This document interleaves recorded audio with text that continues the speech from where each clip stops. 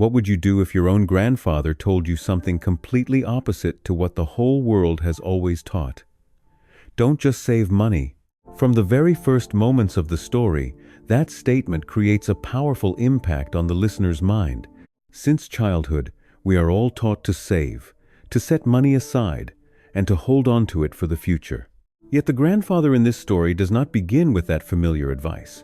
He does not say, "Hold on tightly to your money."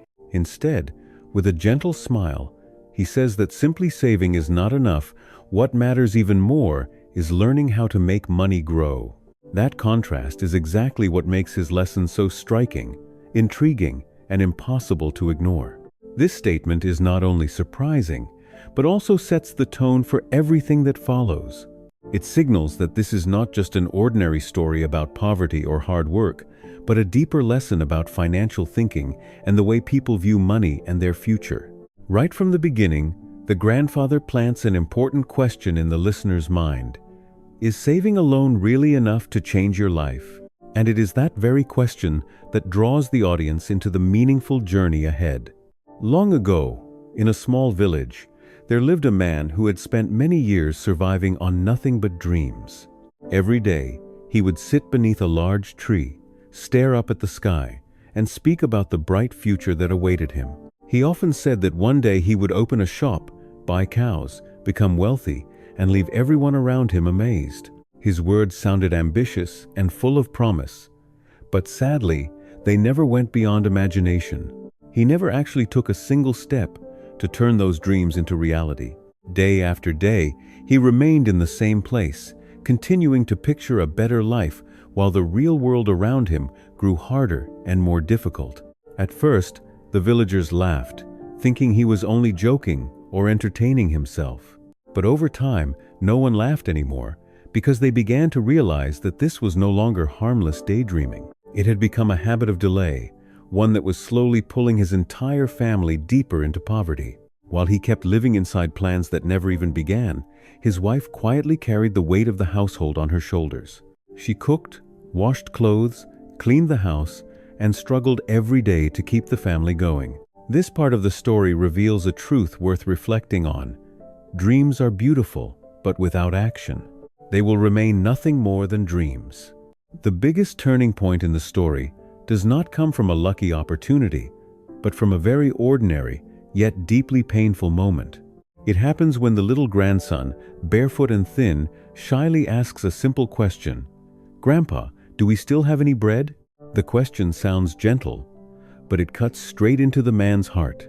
When his wife opens the cupboard and reveals that it is completely empty, no bread, no rice, nothing at all, he is finally forced to face the truth he has been avoiding for so long. In that moment, he no longer sees dreams of wealth and success. Instead, he feels shame, regret, and a crushing sense of helplessness for not being able to provide even a single meal for his family. That night, he cannot sleep. He lies awake, thinking, and for the first time in his life, he understands that dreaming alone is not enough. Words about someday cannot fill a hungry child's stomach. And it is this pain that finally wakes him up. The next morning, he does something he has never done before. He gets up and goes out to find work. The job is exhausting, under the burning sun, with hands that are not used to labor, but he keeps going. Because this time, he is no longer working for some distant dream, but for something real, his family. Don't wait until life pushes you to the edge before you decide to change. If you have a dream, start taking action today. Even a small step is worth 1,000 times more than standing still and simply hoping. After deciding to change, the man began a period of truly exhausting labor. He took on farm work, where the scorching sun burned his skin, and the heavy tasks left his body aching day after day. His hands, once used to idleness, became rough and calloused, while his feet burned from standing for hours on dry, cracked. Every evening, he returned home completely drained. Yet inside, he felt something different, the quiet satisfaction of finally doing what was right. The money he earned was not much, just enough to buy simple food for his family. Still, he started to think beyond the present. He found an old glass jar and decided to save every small coin he could. Each week, He dropped a few coins into it, listening to the soft clinking sound that slowly filled his heart with hope. He believed that with patience, that jar could one day become his family's future. But reality was far from easy.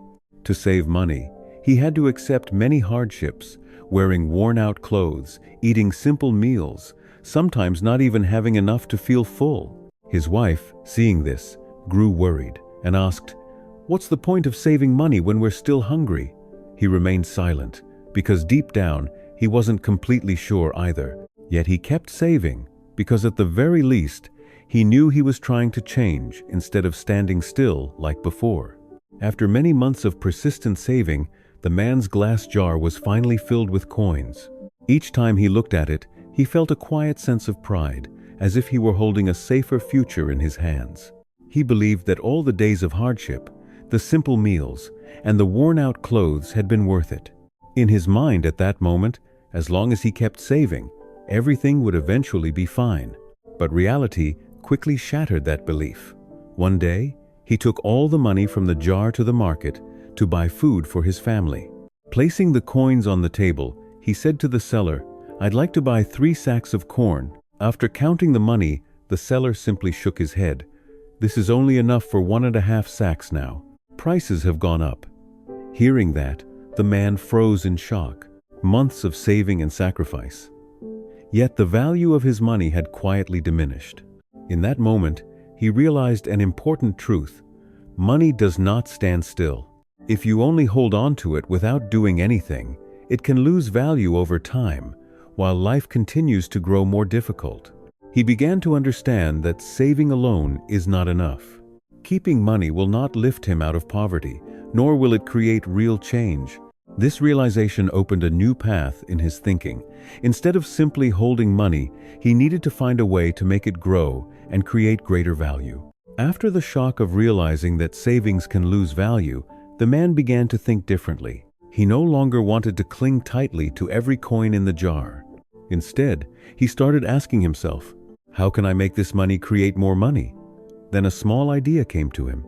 He decided to use his modest savings to buy a few chickens. At first, everything was simple. They only got a few eggs each day, but he did not give up. The family kept some for food and took the rest to the market to sell. Little by little, money started coming back, and from that, new value began to grow. As he earned more, he bought more chickens. The flock kept growing, and so did the number of eggs. Before long, people in the village started coming to his house to buy from him.